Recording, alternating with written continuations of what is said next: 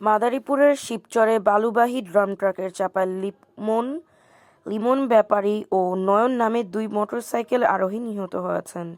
শনিবার রাতে ঢাকা-ভাঙ্গা এক্সপ্রেসওয়ের পূর্ব সন্ন্যাসুরীচর এলাকায় সার্ভিস লেনে এ দুর্ঘটনাটি ঘটে। হাইওয়ে পুলিশ ঘটনাস্থলে পরিদর্শন করে লাশ দুটি উদ্ধার করেছে এবং ট্রাকটি জব্দ করেছে। নিহত লিমন ব্যাপারী শিবচরের দ্বিতীয় খণ্ড ইউনিয়নের ঠেঙ্গামারা গ্রামের নূর মোহাম্মদ ব্যাপারীর ছেলে ও নিহত নয়ন মাধবরেচরের ইউনিয়নের বাখরেরকান্দি এলাকার রুস্তম হাওলাদারের ছেলে। তারা দৌপাড়া ইউনিয়নের সূর্যনগর বাজারে মোটরসাইকেল গ্যারেজে কাজ করতেন। স্থানীয় সূত্রে জানা যায়, সূর্যনগর বাজারে মোটরসাইকেল গ্যারেজ কাজ শেষ করে গ্যারেজ বন্ধ করে রাতে মোটরসাইকেলে বাড়ি ফিরছিলেন তারা।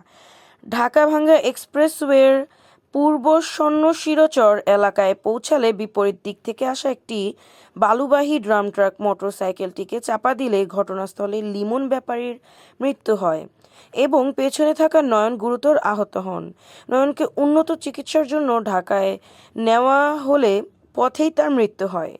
শিবচর হাইওয়ে থানার অফিসার ইনচার্জ ওসি জহিরুল ইসলাম জানান, ঘটনার সত্যতা নিশ্চিত করেছেন।